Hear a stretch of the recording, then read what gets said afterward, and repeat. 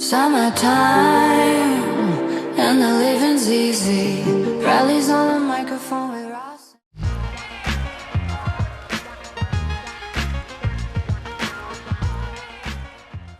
Wanna know the time, better clock us. Niggas bite the style from the shoes to the watches. We cloud hoppers, tailor suits like we mop. I'm going on.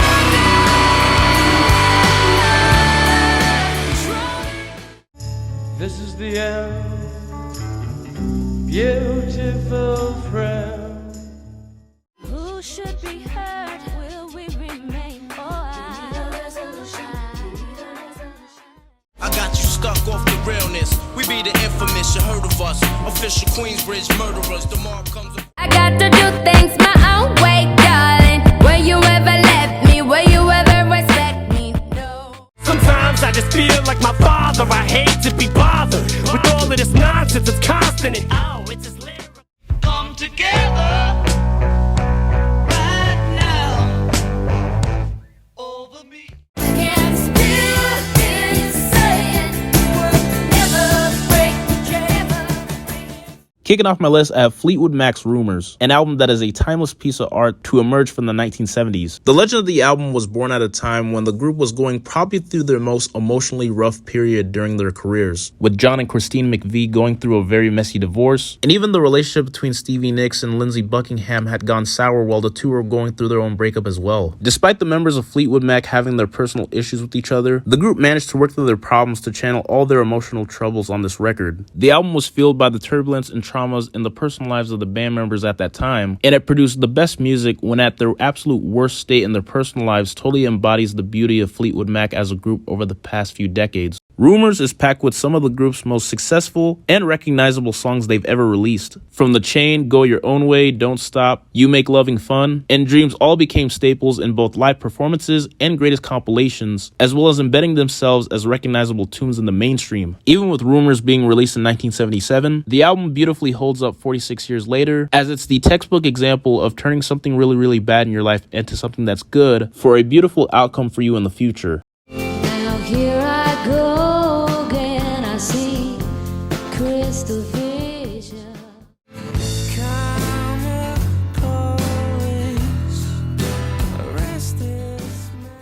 Now, it really shouldn't be a surprise that I was gonna have a Radiohead album on my list, cause come on, it's fucking Radiohead. You really can't go wrong with Radiohead. Even though the band has produced tons of phenomenal albums from Kid A or In Rainbows, OK Computer to me is definitely their best work. Despite the album being released in 1997, it sounds like something that could be released to this day, which not only showcases the brilliance of OK Computer, but Radiohead as well. The album is a sonic odyssey through alienation, despair, and relatable hardships. The record is like a sci-fi epic, all electronic bursts of hypnotic sound, set to sad lyrics and brought to life by an elegant production. Whether if you're listening to Thom Yorke's Anguish on Karma Police, or Subterranean Homesick Alien, OK Computer is a wholly unique experience that only Radiohead can conjure.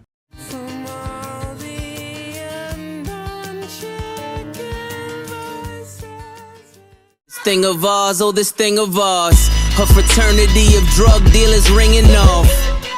I just happened. When it comes to albums that are short and that actually manage to be good, it can usually be tough for most artists to pull it off. However, when it came to veteran rapper Pusha T, he managed to do such an exceptional job when it came to pulling off the less is more philosophy with his third studio album, Daytona. The album is the perfect example of cutting out all the fluff and filler, leaving just enough to leave me satisfied but still wanting more. With only having 7 tracks and the album's runtime of containing 21 minutes, you have King Push putting in some of his greatest work over the past 25 plus years of being in the rap game. Pusha T continues to be the best rapper when it comes to talking about cocaine, and judging by his small yet outstanding discography, I don't think it's really that possible that he'll ever be surpassed in that realm. Daytona might be the shortest album on my list. It's definitely an album worth revisiting here and there, especially when it came to the superb production, courtesy of Kanye West. My bad.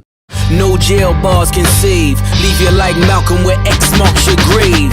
Hey, it's probably better this way. He walks away, the sun goes down, he takes the day, but I'm...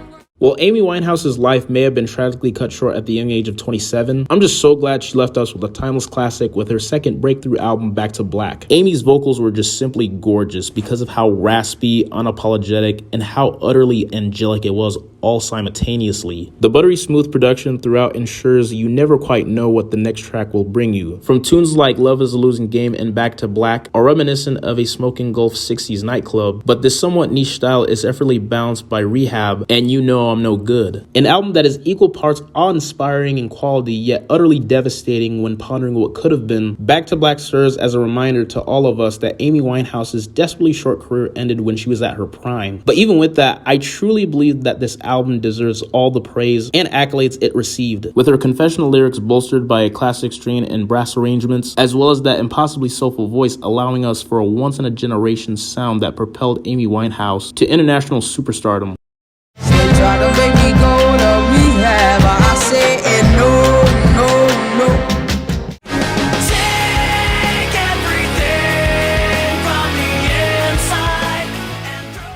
As dumb as it sounds, it's usually tough for most artists to match the success of their first LP with their second. However, Linkin Park managed to prove that the magic of their first LP, Hybrid Theory, was no fluke with their 2003 follow-up, Meteora. Now, it was extremely tough for me to choose between which Linkin Park album I like more, between their first album, Hybrid Theory, or their second album, Meteora. Both albums to me are damn near perfect and have no skippable tracks. However, I gave Meteora just the tiny slight edge because I feel like it has a little bit more replay value for me. On Meteora, the band yet again outfitted nu metal for the new millennium, becoming more ambitious with their electronic influences and even more fearless with their vulnerable subject matter, where Chester Bennington channeled into hard-on-sleeve standout tracks like Breaking the Habit and Numb. Now granted, it does hit a lot more different hearing Chester sing these songs about depression and isolation after his untimely death by suicide back in the summer of 2017. However, I don't think that's how the album is supposed to be perceived though. I don't feel like it was intended for Chester to write these songs as a way to encourage people to go down the path that he did. I feel like for me, it's the kind of music that was meant to acknowledge the hard times in your life, but to also have hope for what's going on later down the line. Well, it's easy to see why most people would just listen to this entire album and afterwards they would just basically say it's Hybrid Theory 2.0. But for me, this album is everything of what made Hybrid Theory so great, only a lot more fleshed out. With a handful of outstanding tracks from Numb, Faint, Don't Stay, Lying From You, and Somewhere I Belong, Meteor is such a complete package that I feel like has aged gracefully over time and remains one of the greatest rock records of the past 2 decades in its own right.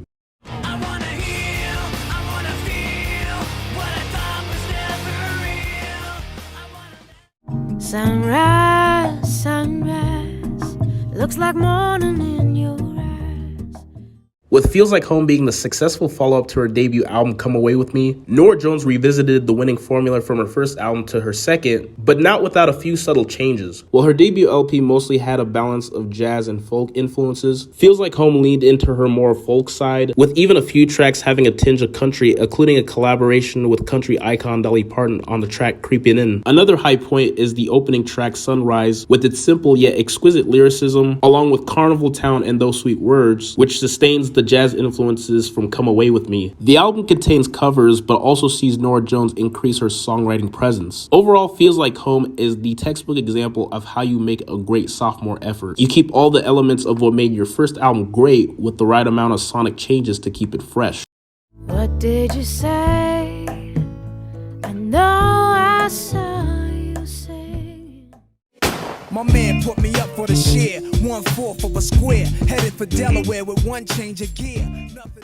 Now, if you ask most people what is their favorite Nas album, I'm pretty sure a majority would say Illmatic, and for good reason, as the album contains vivid storytelling and superb lyricism. But over the years, I've come to love It Was Written a lot more over time, and to be honest, I think it's almost just as phenomenal as Illmatic, if not better. While Illmatic was a simple lesson in hip-hop at its best, Nas would switch things up as he displayed more lyrical creativity, as he took a different direction with a more mafioso-inspired theme by adopting a more commercial sound in this album. With the majority of the production being handled by the track masters alongside Dr. Dre and Havoc and Mobb Deep, Nas would create this damn near flawless album from start to finish. From amazing tracks like The Message, to the way he superbly raps from the perspective of a gun on I Gave You Power, to the vivid storytelling on Shootouts, and even the song that catapulted him into crossover stardom with If I Ruled the World, Imagine That, featuring Lauryn Hill. While It Was Written may have been considered a disappointment during its initial release back in 1996, over time the album has aged beautifully and is well regarded as one of the greatest rap albums to be released during the golden age of hip-hop.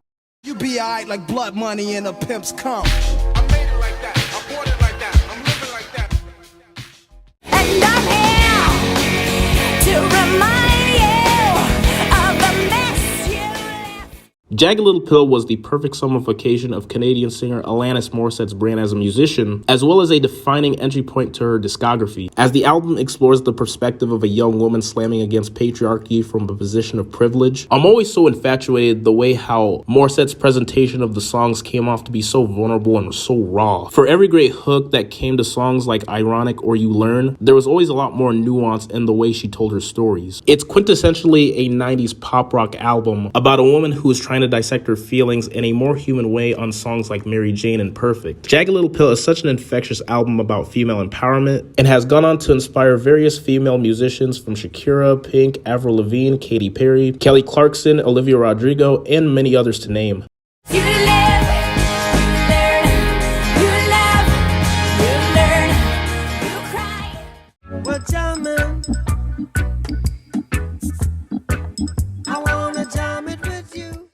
Man, oh man, do I love me some Bob Marley. For someone like me who grew up listening to his music a lot growing up, it always brings such a wholesome feeling to my soul. After surviving a failed assassination attempt back in 1976, Bob Marley would leave Jamaica to travel to London, England, where he immediately started working on his landmark album, Exodus. It's possibly his most critically acclaimed album, and for good reason. Divided into two parts, with the first side about politics and religion, and the second side packed with songs about peace and love, the record showcases Marley putting possibly the best work of his career, as he directly referenced the infamous assassination attempt, making his disdain for violence crystal clear, and how people in Jamaica should all be united instead of divided. The second part is easily the best part of Exodus, as it contains Marley's greatest songs from Three Little Birds, One Love, and even Jamin, a milestone record and a milestone career of the late great Bob Marley.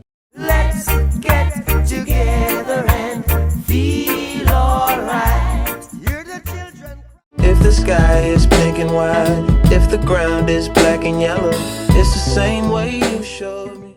Ah yes, Frank Ocean. The very artist who I consider one of the saving graces of modern R&B. 4 years after the release of his phenomenal debut LP, Channel Orange, Frank Ocean would set the bar higher with his follow-up, Blonde, which I think is just a tad bit better. As amazing as Channel Orange was, I just absolutely loved how he took like a more mature approach with this album by exploring the themes of trauma, loss, personal challenges, and real-world experiences throughout the entirety of this LP. Blonde's frigid mystery rendered Frank's life story even more compelling, allowing listeners a rare opportunity to invest and care deeply about their preordained savior of millennial malaise. With every song breathing new life and stories to a lyrical book, it only just gets better and better with every listen. Blonde is such a wholesome album that contains songs that are so fundamentally well crafted that feels like a record that has a place in any generation of music listeners. These bitches want Nike. Like shadows, only one who walks beside me.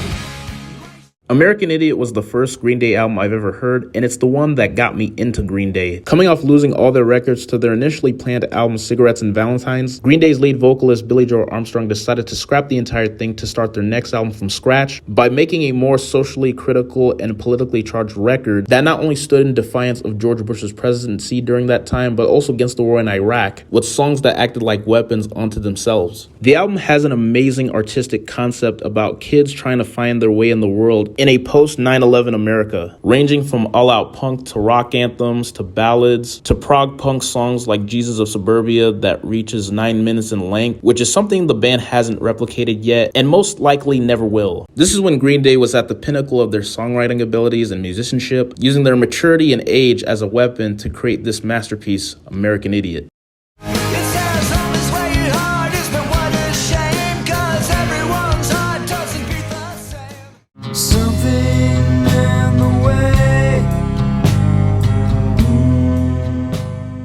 As the 90s first started to get underway, Nirvana felt like a huge breeze of fresh air as the 80s rock scene started to die down, as most music fans were in dire need of looking for something new. Once their landmark album Nevermind was released back in 1991, it forever changed the face of rock music as they helped revolutionize the genre of grunge music. Off the strength of just 12 songs, Nirvana delivered punk for the masses on this album, pairing together the same manic energy of grunge with the kind of pop hooks that most people could fall in love with. While the band's lead vocalist Kurt Cobain has always had had quite of a difficult relationship with this record. What unfolded during recording was some of the most hooky alternative songs that would come out the 90s, blending the sounds of the Pixies and Sonic Youth with the singability of a band like the Beatles on songs like Come As You Are or In Bloom. The power behind the song Smells Like Teen Spirit became the beginning of a new age for rock and roll, ushering in the grunge movement with bands like Pearl Jam and Soundgarden getting picked up in the wake of Nirvana. While all three members of Nirvana never had any intentions of becoming bona fide superstars out the gate, Nevermind is the perfect example of when an album is so great the mainstream approaches to you.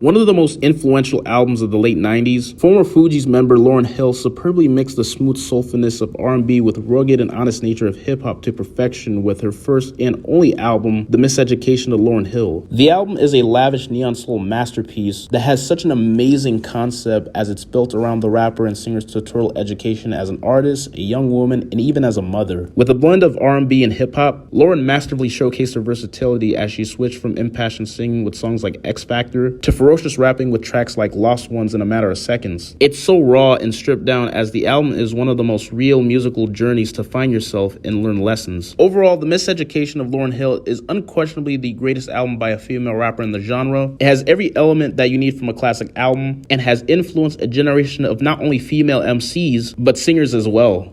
Our philosophy, possibly speak tongues, beat drums, Abyssinian Street Baptist, rap this and find.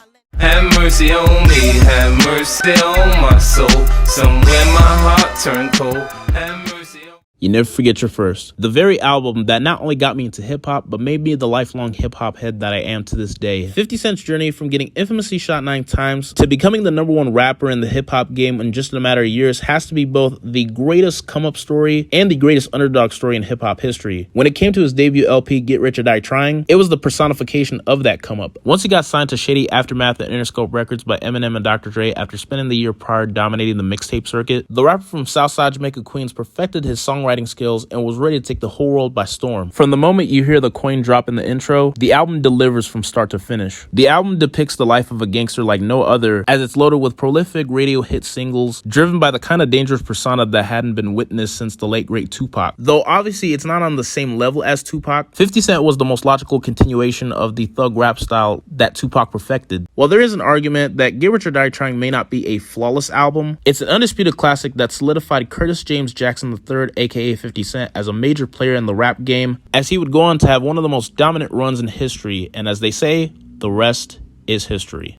I kill you, I ain't playing. Hear what I'm saying, homie, I ain't playing. Catch you slipping, I'ma kill you.